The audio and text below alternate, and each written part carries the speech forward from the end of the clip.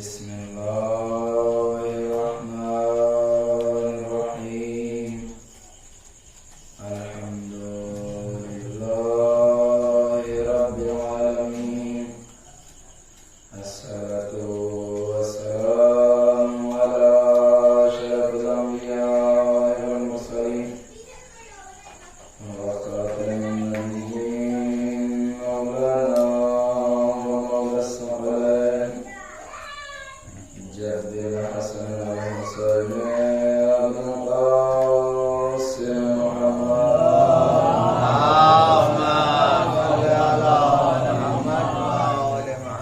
بسم الله الرحمن الرحيم إنما يريد الله ليذهب عنكم الرجس أهل البيت ويطهركم تطهيرا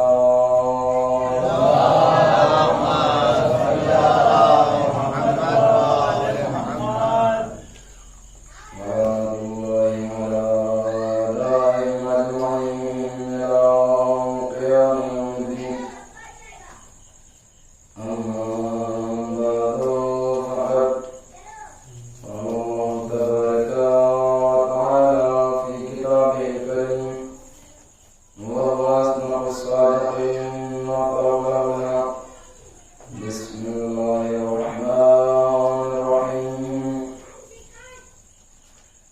لئن شكرتم لأزيدنكم ولئن كفرتم إن عذابي لشديد.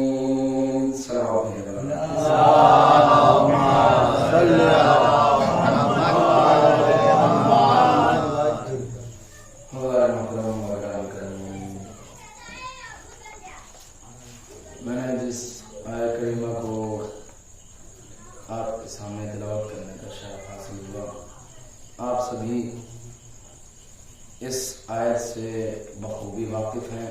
عزیزوں، انشاءاللہ پوری کوشش رہے گی کچھ نہ کچھ مطالب آپ کی خدمت میں عرض کیا جائے جب تک آواز ساتھ دے گی، کیونکہ عزیزوں طبیعت بھی تھوڑا صحیح نہیں ہے اور گلا بھی تھوڑا سامنے دے رہا ہے. سوال ہے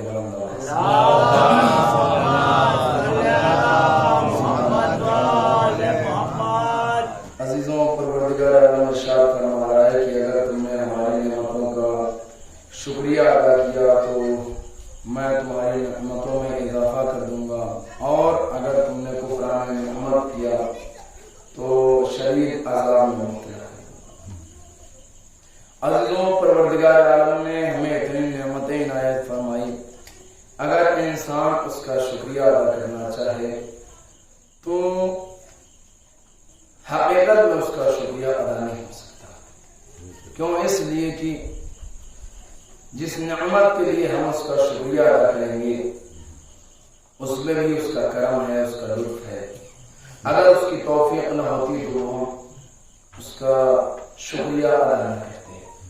اور عزیزوں، ائمہ معصومین علیہ السلام اپنے کلام میں بیان فرماتے ہیں کہ اگر کوئی انسان پروردگار کا شکریہ ادا کرنا چاہتا ہے، اس کی نعمتوں کے اوپر پروردگار کا مشکور ہونا چاہتا ہے، تو اس کو چاہیے کہ وہ گناہوں سے پرہیز کرے. جتنا وہ گناہوں سے پرہیز کرے گا، جتنا گناہوں سے بچے گا، اتنا ہی وہ پروردگار کا شاکر بندہ کہلائے گا. اب اگر انسان گناہ پہ گناہ کرتا چلا جا رہا ہے، وہ غیبت کے ذریعے سے ہو یا جھوٹ یا اور تمام بہت سے گناہ ہیں، گناہ صغیرہ اور کبیرہ ہیں، اگر اس کو انجام دیتا ہے تو عزیزوں وہ شکریہ پروردگار کا ادا نہیں کر رہا بلکہ وہ کفران نعمت کر رہا ہے. کیوں؟ اس لیے کہ پروردگار نے ہمیں چھوٹ دے رکھی ہے کہ ہاں شاید ہمارا بندہ ہماری بارگاہ میں آ جائے اور توبہ استغفار کر لے. اس کے باوجود اگر اس کی بارگاہ میں کوئی انسان نہیں آتا تو اس سے بدبخت شخص کوئی نہیں ہے. اس لیے کہ پروردگار کو چاہتا ہے کہ اپنے بندے کو کسی نہ کسی بہانے سے اسے بخش دوں اور اس کے گناہوں کو بخشنے کے بعد اس کو نئی زندگی عنایت فرماؤں. لیکن یہ انسان ہے کہ خدا بندہ عالم کو فراموش کر دیتا ہے. پروردگار نے اتنی نعمتیں عنایت فرمائی ہیں. اور عزیزوں، ائمہ علیہ السلام ارشاد فرماتے ہیں اگر تمہیں پروردگار کا شکریہ ادا کرنا ہے تو سب سے پہلے بندے بندے کا شکریہ ادا کرو. جب تم بندے کا شکریہ ادا کرو گے تو پروردگار بھی تمہارے شکریہ کو قبول کر لے گا. اور عزیزوں ہمارے اور آپ کے چوتھے امام امام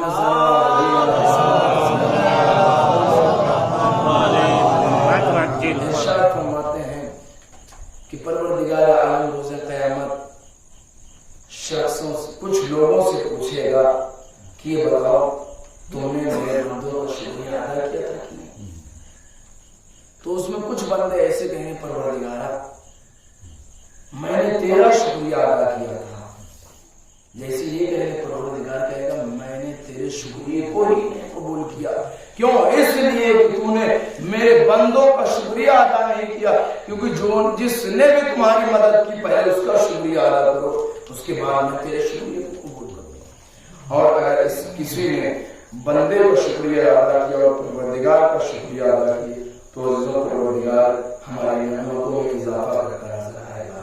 اور عزیزوں انسان جب سب سے پہلے اٹھے تو پروردگار کا شکریہ ادا کرے. اے بار الہ تیرا بہت بہت مشکور ہوں, شکر گزار ہوں. کیوں؟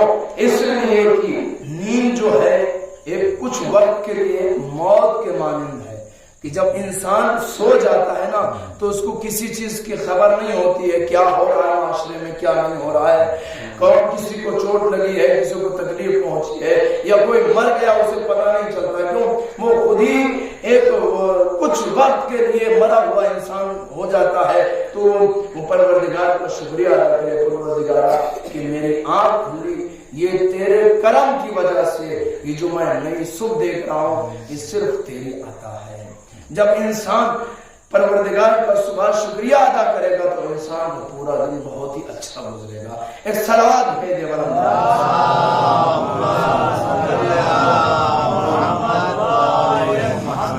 عزیزوں ہمارے اور آپ کے چھٹے امام جعفر صادق علیہ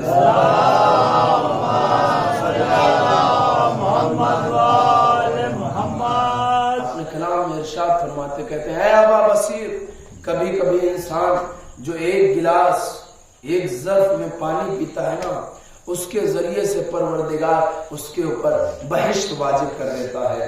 اب عزیزوں آپ بھی یہ حدیث کو سننے کے بعد تعجب کر رہے ہوں گے کہ ایک گلاس پانی پیے گا انسان تو اس کے اوپر بہشت کیسے واجب ہو جائے گی. تو عزیزوں امام علیہ السلام اس کلام کی وضاحت میں ارشاد فرماتے ہیں, کہتے ہیں اے ابا بصیر, اگر کوئی شخص ایک ظرف میں ایک گلاس میں پانی کو لیتا ہے اور پانی لینے کے بعد اپنے ہونٹوں میں اپنے لبوں کے اوپر لگاتا ہے اور لگانے سے پہلے کہتا ہے کہ بسم اللہ الرحمن الرحیم, اور یہ کہنے کے بعد پانی کو پیتا, ابھی سیراب نہیں ہوتا, اس کی پیاس نہیں بجھتی ہے کہ اس گلاس کو اپنے ہونٹوں سے ہٹاتا ہے اور ہٹانے کے بعد پروردگار کا مشکور ہو جاتا ہے. بار الہ تیرا شکریہ, تو نے اس عظیم نعمت سے ہمیں نوازا ہے. جب اس کے بعد دوبارہ پھر وہ اپنے ہونٹوں پہ جب پانی کو لگاتا ہے, اسی گلاس کو لگاتا ہے اور پھر وہ ایک گھونٹ کو پانی پیتا ہے اور پینے کے بعد دوبارہ پروردگار کی بارگاہ میں اس کی نعمت کا شکریہ ادا کرتا ہے کہ بار الہ میں تیرا مشکور ہوں, شکر گزار ہوں کہ تو نے اس عظیم نعمت سے ہمیں نوازا. اور اس کے بعد میں دوبارہ جب تیسری مرتبہ پانی پیتا ہے اور پروردگار کی حمد بجا لاتا ہے تو اس کے بعد میں پروردگار اس کے اوپر بہشت واجب کر دیتا ہے, اس لیے کہ وہ ایک گلاس پانی پیا اور کئی مرتبہ پروردگار کا شکر ادا کیا. تو عزیزوں امام علیہ السلام یہ بتا رہے ہیں کہ دیکھو جب تم کھانا کھاؤ, جب پانی پیو تو پروردگار کا شکر ادا کرو. کیوں؟ اس نے ہمیں اتنی نعمتیں عنایت فرمائی. عزیزوں بہت سے ایسے لوگ ہوں گے کہ جو بھوکے ہیں اور پیاسے ہیں, جن کو صحیح و سالم پانی نصیب نہیں ہو رہا. بہت سی جگہ ہے, آپ اپنے وطن کی مثال لے لیجیے عزیزوں, کہیں پہ پانی کھارا آ رہا ہے اور کہیں پہ سالم پانی آ رہا ہے. یہ بھی تو پروردگار کی بڑی نعمت ہے. جن لوگوں کے گھر میں کھارا پانی آ رہا ہے ان سے ذرا پوچھئے ان کو کتنی تکلیف ہوتی ہے کہ وہ دوسرے کے وہاں جاتے ہیں, وہاں سے پانی لے کے آتے پینے کے لیے, مشقت اٹھاتے ہیں عزیزوں. اور جن کے گھر میں پانی صحیح و سالم آ رہا ہے اس نعمت کو فراموش کر دیتے ہیں کہ پروردگار نے اتنی عظیم نعمت عنایت فرمائی. اگر انسان کے پاس یہ پانی نہ ہو تو عزیزوں کچھ دنوں کے بعد انسان فنا ہو جائے گا, مر جائے گا. کتنی بڑی پروردگار عالم نے نعمت عنایت فرمائی ہے. تو اگر اسی کا شکریہ ادا کرے. عزیزوں تمام پروردگار عالم نے کئی انواع کی قسموں کی غذا عنایت فرمائی ہے. جب وہ ہمارے سامنے آئے تو پروردگار کا شکر ادا کرو. بہت سے ایسے افراد ہیں کہ جن کو ایک روٹی نہیں ملتی کھانے کے لیے، پروردگار نے ہمیں اتنی بڑی نعمتیں عنایت فرمائی ہے. عزیزوں ایک شخص ہے امام کا چاہنے والا ابا ہاشم، آتا ہے مولا کی خدمت میں 10ویں ماہ امام ہادی علیہ الصلوۃ والسلام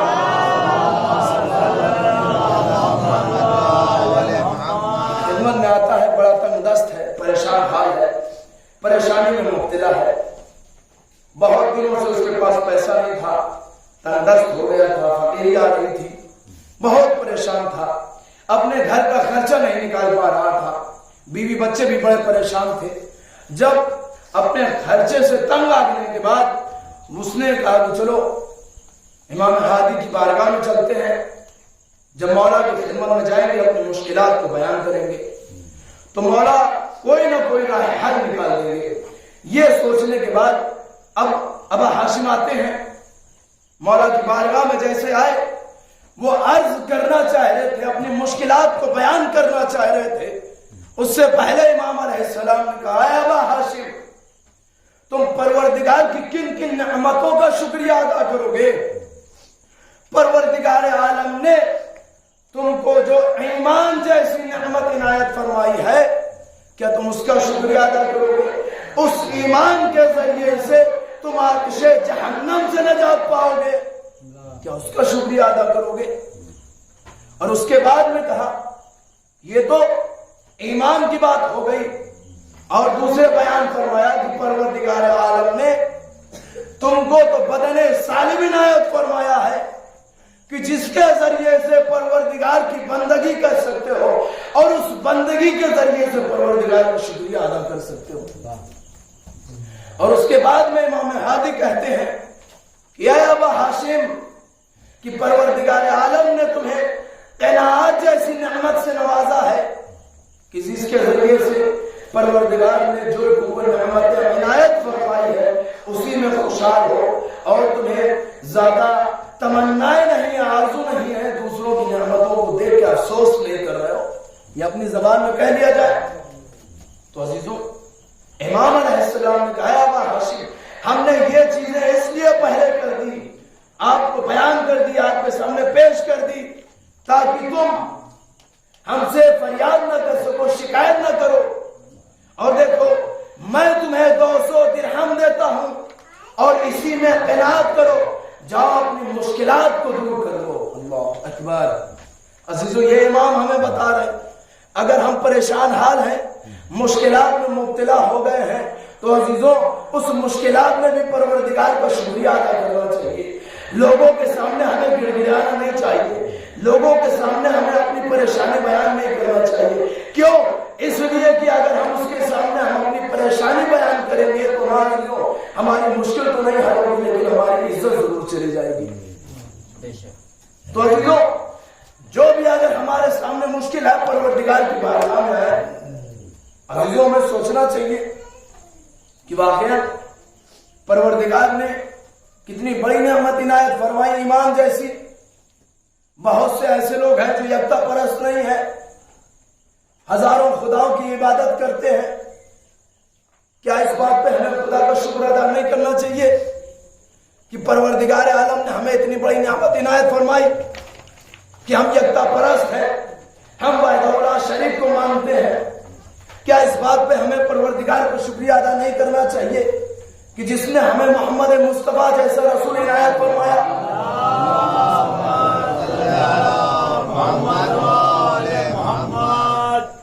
کیا ہمیں اس بات پہ شکریہ ادا نہیں کرنا چاہیے کہ ولایت امیر المومنین پروردگار عالم نے ہمیں عنایت فرمائی ہے؟ ہمارے ہی معاشرے میں، ہمارے ہی درمیان میں بہت ایسے لوگ ہیں جو امام کو خلیفہ بلا فصل قبول نہیں کرتے. یہ کتنی بڑی نعمت ہے کہ پروردگار عالم نے ہمیں عنایت فرمائی. لیکن عزیزوں ان تمام نعمتوں کو ہم بھول جاتے ہیں تو یہی وجہ ہوتی ہے کہ جو بعض لوگ ہمارے معاشرے میں گمراہ نظر آتے ہیں وہ انہی چیزوں کا نتیجہ ہے کہ وہ پروردگار کی نعمتوں کا شکریہ ادا نہیں کرتے. تو لہذا ہمیں اس کا شکریہ ادا کرنا چاہیے. اور عزیزوں پروردگار عالم نے بدن سالم دیا ہے. اب آپ ان سے پوچھ لیجئے کہ جن کا ہاتھ نہیں ہے, جن کا پیر نہیں ہے, جن کے آنکھیں نہیں ہیں, یا جن کے کان ہیں کام ہی نہیں کر رہے ہیں, ان سے پوچھ لیجئے. جن کے پاس زبان ہے لیکن قوت گویائی نہیں ہے, آنکھ ہے قوت بصارت نہیں ہے, ان سے ذرا پوچھئے. کان ہے قوت سنوائی نہیں ہے کہ وہ سن سکے یا بول سکے یا دیکھ سکے. عزیزوں بدن سالم پروردگار عالم نے عنایت فرمایا ہے. تو اس بدن کے ذریعے سے پروردگار کی عبادت کریں تاکہ ہم اس کا شکریہ ادا کر سکیں. اور عزیزوں روایتوں میں ملتا ہے کہ سعید بن قیس راستے سے گزر رہے تھے, کیا دیکھتے ہیں کہ دیوار کے سائے میں مولا متقیان امیر المومنین علی بن ابی طالب کی ذات گرامی وہاں پر کھڑے ہیں, موجود ہیں. انہوں نے سوال کیا مولا آپ یہاں پہ کیوں کھڑے ہیں, یہاں پہ کیوں تشریف فرما ہے؟ تو امام نے کہا میں اس لیے یہاں پہ کھڑا ہوں کہ اگر یہاں پر کوئی بے چین پریشان حال گزرے تو میں اس کی مدد کر سکوں, کوئی مظلوم گزرے تو میں اس کی مدد کر سکوں, جس نے اس کے اوپر ظلم کیا اس سے نجات دلا سکوں. کچھ دیر گزری, سعید کہتے ہیں کہ ایک خاتون بڑے پریشانی کے عالم میں وہاں سے گزری اور گزر رہی تھی, اتنی پریشان تھی کہ اس کو صحیح سے راستہ نہیں مل رہا تھا, اتنا زیادہ پریشان تھی کہ وہ راستہ ہی نہیں ڈھونڈ پا رہی تھی. یہ بار بھی امیر المومنین کے اوپر نگاہ پڑی اس کی. اب جیسے ہی اس کی نگاہ پڑی نا عزیزوں تو اب فوراً مولا کی خدمت میں آئی. کہا مولا میرا شوہر ہے جو مجھے بہت ظلم کر رہا ہے, مجھے بہت مارتا ہے, اور اس نے قسم کھا رکھی ہے کہ ہم اسے بہت ماریں گے, بہت پریشان کریں گے. تو مولا مجھے اس سے نجات دلا دیجئے, اس مشکل کو دور کر دیجئے. تو امام نے کہا میں اس کے حق کو ضرور دلاؤں گا. اور اس کے بعد میں اس کے گھر کا پتہ معلوم کیا, اور پتہ معلوم کرنے کے بعد کہا جا میں کچھ دیر کے بعد آتا ہوں. اب وہ خاتون چلی گئی اپنے گھر. کچھ دیر گزری, امام اس کے دروازے پر آئے. دیکھیے شکر کیا ہے, جیسے ہی امام دروازے پہ پہنچے تو دھکلباز کیا. ایک نوجوان شخص رنگ برنگی کپڑوں میں آیا, اور آنے کے بعد کہا کون؟ تو مولا کو پہچانتا نہیں تھا. مولا نے کہا کہ جو تم اپنے خاتون پر اپنی بیوی کو ظلم و ستم کر رہا ہے وہ نہ کر. جیسے مولا نے یہ کہا تو آپ عزیزوں وہ ناراض ہو گیا, غصہ آ گیا. آپ کو پیچھے بولنے کی کیا ضرورت ہے, یہ ہمارے میاں بیوی کے بات ہے نا, یہ ہمارے بیچ کے مسئلہ, آپ کون ہوتے ہیں؟ جیسے ہی ایک سوال دے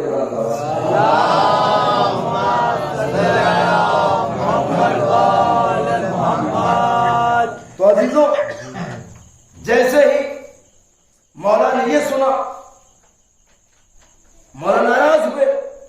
اور روایتوں میں ملتا ہے کہ جب بھی امام علیہ السلام گھر سے باہر نکلتے تھے تو دو چیزیں ساتھ میں لے کے چلتے تھے, ایک تلوار اور دوسرے درہ.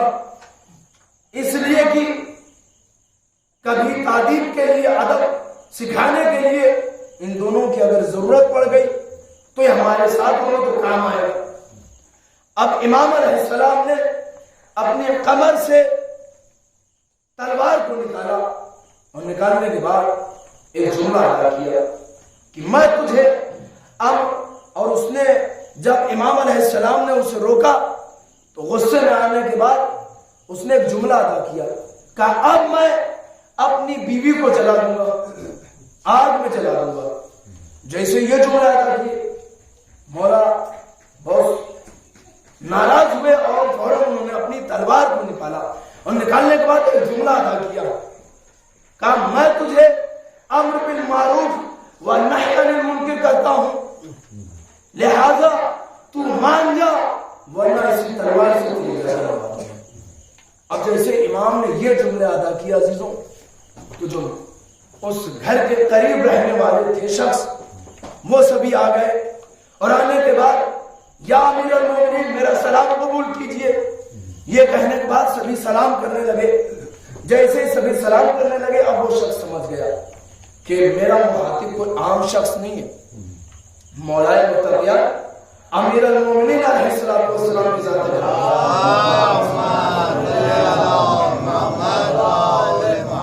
अब जैसे ही उसने ये देखा कि कायनात का अमीर है, अब फौरन उसने अपने हाथों को जोड़ दिया, कहा मौला मुझसे गलती हो गई, मुझसे खता हो गई, माफ कर दीजिए, और अगर आप कहते हैं तो मैं जमीन के ऊपर लेट जाता हूं और मेरी बीवी मेरे ऊपर पैर रख के गुजर सकती है। तो अजीजों इमाम अलैहिस्सलाम ने उन दोनों के दरमियान में सुलह करा दी। अभी तक जो दोनों लड़ रहे थे, झगड़ रहे थे, अब वो दोनों लोग खुशी खुशी जिंदगी गुजारने लगे। अब जैसे ही वहां से मौला गुजरे तो मौला ने परवरदिगार की बारगाह में एक जुमला अदा किया, बारे इलाहा मैं तेरा शुक्रगुजार हूं कि तूने मेरे जरिए से दो दुनिया बीवी में सुलह करा दी। अजीजों ये जुमला अदा कर रहे हैं, लेकिन हमारे माशरे में ये क्या चीजें पाई जाती हैं? अगर किसी ने भूले से या अपनी शोहरत के लिए दो लोगों में सुलह करा दी तो चार के दरमियान में बैठ के कहेगा, अरे भाई आप जानते नहीं हमने उन दोनों के दरमियान में सुलह करा दी, अगर हम ना होते तो दोनों लोग चैन से नहीं गुजर सकते, रह सकते थे। अजीजों क्या मतलब ये हो गए कि वो चैन से नहीं रह सकते थे? अजीजों हम लोग तो सिर्फ वसीला बनते हैं, वरना हर एक काम करने वाला तो परवरदिगार की जात है, बगैर उसके रजायत के कोई काम हल ही नहीं हो सकता। तो अजीजों लिहाजा अगर हम दो मोमिन के दरमियान में सुलह नहीं करवा सकते हैं तो हमें ये भी सोचना चाहिए कि दो मोमिन शख्सों में कभी झगड़ा न करवाए, कभी इख्तिलाफ पैदा न करे, क्यों? इसलिए कि अल्लाह को कुफरान नियामत हो जाएगी, और अगर कुफरान नियामत हो जाएगी तो अजीजों वाइन कफरतुम इन्नल अज़ाब शदीद, परवरदिगार क्या कह रहा है? अगर तुमने कुफरान नियामत की तो तुमको शदीद अजाब में मुब्तला कर दूंगा, और अजीजों अगर उसके अजाब में मुब्तला हो गए तो दुनिया की कोई भी शय नहीं कि जो आपको नजात दिला सके। एक सलावत भेज दे बुलंद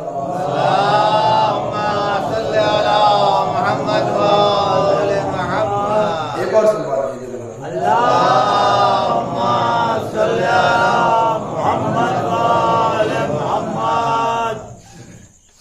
तो अजीजों ये आइमा अलैहिस्सलाम ने हमें बताया है कि देखो अगर तुमको परवरदिगार आलम ने छोटी से छोटी नेमत इनायत फरमाई है तो उसका शुक्रिया अदा करो। क्यों? क्योंकि जब हम शुक्रिया अदा करेंगे तो हमारी नेमतों में इजाफा होगा और हमारी जिंदगी खुशहाली की जिंदगी गुजरेगी। और अजीजों नेमत अगर हमने उसका शुक्रिया अदा किया उसका एक और फायदा ये है कि हमारी जिंदगी में बरकत आ जाएगी। कभी कभी आपने अपनी जिंदगी में तजुर्बा किया होगा कि कम चीजें होती है लेकिन उसमें बरकत बहुत ज्यादा होती है। अजीजों वो शुक्र का करम होता है कि हमने परवरदिगार की बारगाह में शुक्रिया अदा किया है, जिसकी वजह से उस थोड़ी सी चीज में परवरदिगार बरकत इतनी ज्यादा इनायत फरमाता है कि वो बहुत दिनों तक चला करती है। तो अजीजों जब इब्ने ज़ियाद ने जनाब ज़ैनब से ये जुमला अदा किया था कि देखा खुदा ने तुम्हें कैसे दिखाया, जनाब ज़ैनब का जुमला क्या था? सभी आप नहीं थे, ये नहीं कहा था, शिकवे गिले नहीं बयान किए थे, सिर्फ जनाब ज़ैनब ने तो यही कहा था मैंने परवरदिगार को जमीन देखा है अजीजों, जिसके घर से 72 जनाजे निकल जाए उसके बावजूद शुक्रिया अदा करे, उसके ज़ैनब कहते हैं। अजीजों, ये है शुक्रिया का तरीका। जनाबे अली अकबर का जनाजा आया, सजदे में सर को रख दिया शुक्र के लिए। कासिम का लाशा आया, शुक्र का सजदा हो रहा है। अजीजों, इमाम तीर खा रहे हैं, तलवार खा रहे हैं, पूरा बदन जख्मी है, उसके बावजूद इमाम का सर सजदे में है। सुभान रब्बियल आला व बिहम्दिही, ये जुमले अदा करके परवरदिगार का शुक्रिया अदा कर रहे हैं। और अजीजों, इमाम सज्जाद हाथों में हथकड़ियां हैं, पैरों में बेड़ियां है, उसके बावजूद शुक्र अदा कर रहे हैं। परवरदिगारा, मैं तेरा मशकूर हूं। अजीजों, कोई ऐसे आलम में शुक्रिया अदा करता जिसके घर से एक जनाजा निकल जाता है, वो यही कहता बारे रहा, अभी तो इसका वक्त ही नहीं आया था। लेकिन अहले बैत हमें बता रहे हैं तरीका, देखो अगर एक घर से और एक दिन में अगर 72 जनाजे भी निकल जाते हैं, हम परवरदिगार के ऊपर इश्काल नहीं करते हैं, बल्कि हम उसका शुक्रिया अदा करते हुए नजर आते हैं। अल्लाह अकबर। अरबाब अज़ा, आपके आंसू आ गए। अजीजों, चंद जुमले मसाइब के जनाब सकीना के हवाले से सुन ले। अजीजों, जब शाम गरीबा आई तो शाम गरीबा में पानी आया। रवायत मुख्तलिफ है, कुछ रवायतों में यह है कि अजीजों जनाबे हौर की बीवी पानी लेकर आई, लेकिन कुछ दूसरी रवायतें हैं बिलाखिर यह है कि पानी आया। जनाबे सकीना रश के आलम में थी। अरबाब अज़ा, जनाब ज़ैनब ने जैसे जनाब सकीना को जगाया है और जगाने के बाद पानी पेश किया, तो सबसे पहले जनाब सकीना ने जनाब ज़ैनब से यही कहा, ऐ पूरी अम्मा, का मेरा चचा आ गया पानी लेके। अरबाब अज़ा, जनाब ज़ैनब ने कहा, बेटी चचा तो नहीं आया लेकिन पानी आया है।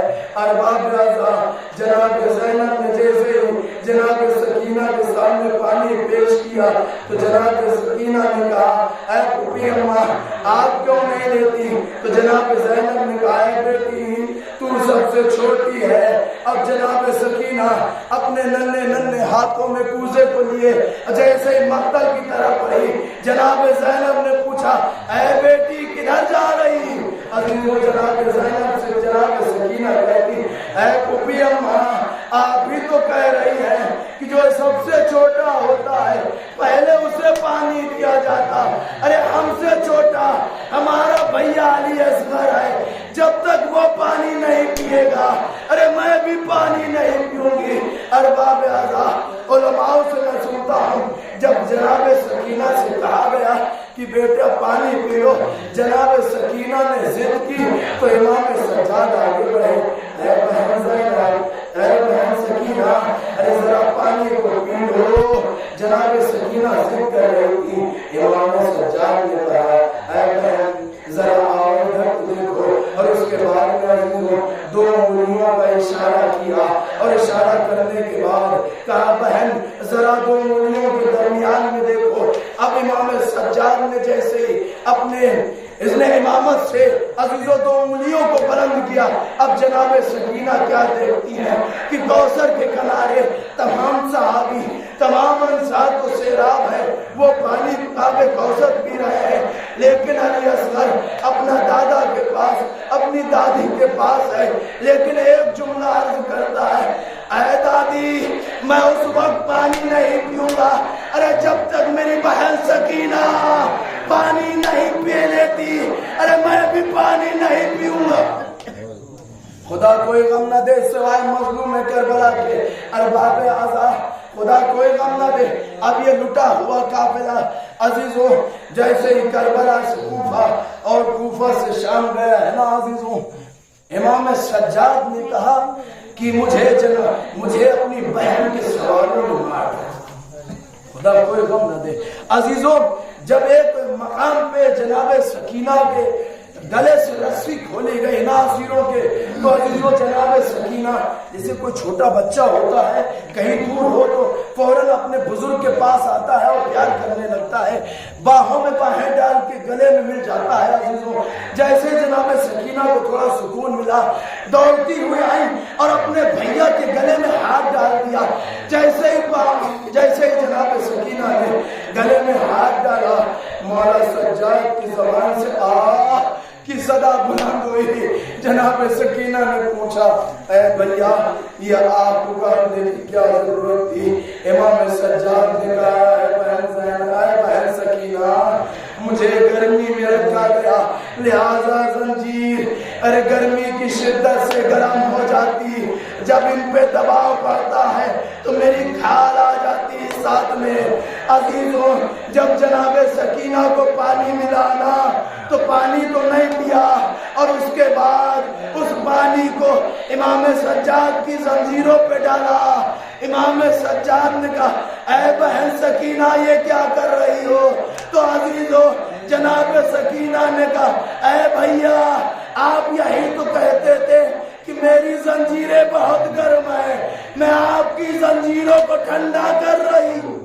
خدا کوئی غم نہ دے، سوائے مظلوم کربلا کے ارباب اعظم جب یہ لٹا ہوا قافلہ، عزیزوں بس ایک روایت اس کے بعد آپ کی عبادت کو تمام کرتا ہوں۔ عزیزوں جب یہ لٹا ہوا قافلہ یہ شام کو پہنچا ہے نا عزیزوں، عرصہ گزرتا گیا۔